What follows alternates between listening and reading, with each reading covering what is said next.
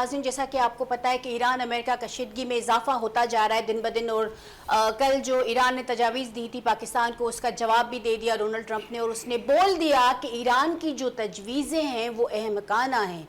اور اس پہ ہم غور و فکر بھی نہیں کر سکتے۔ دوسری جانب آپ کو بتایا کہ ڈونلڈ ٹرمپ نے جو ہے نیشنل سیکورٹی کا اجلاس بلوا لیا ہے، اور اس میں طے کیا جائے گا کہ ایران پہ دوبارہ حملہ کیا جائے یا مذاکرات کی بات ہونی چاہیے۔ اس پہ بھی ہم ذکر کریں گے اپنے پروگرام میں۔ دوسری جانب آپ کو یہ بتایا کہ ایران خود بضد ہے، وہ کہہ رہا ہے کہ اگر ہم پہ دوبارہ حملہ کیا گیا تو ہم یورینیم کی جو افزودگی ہے وہ 90% بڑھا دیں گے۔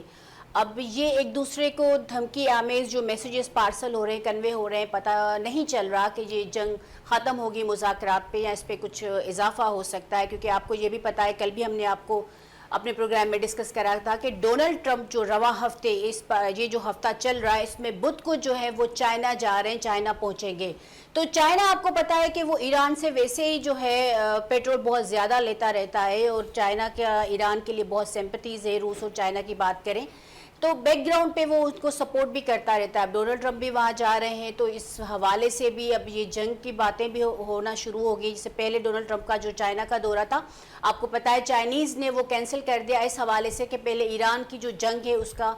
ایک سائڈ پہ ہونا ضروری ہے، اس کو ختم کر دیں گے تو پھر جو ہے مذاکرات ہو سکتے ہیں، پھر آپ چائنا آ سکتے ہیں۔ ابھی یہ دورہ بدھ کو ہونے والا ہے، ہونے جا رہا ہے، تو دیکھنا ہے کہ ہو کیا رہا ہے، ہونے کیا جا رہا ہے۔ اور ڈونلڈ ٹرمپ نے جو نیشنل سیکورٹی کا اجلاس منگوایا ہے، اس پہ بلوایا ہے، اس پہ کیا ڈسکشن ہوگی آج شام تک، آج رات تک یہ چیزیں فائنلائز ہو جائیں گی۔ خیر ہماری تو دعا ہے، پوری دنیا کی دعا ہے کہ یہ جو ایران، اسرائیل اور امریکہ کی جنگ ہے یہ ختم ہو جائے۔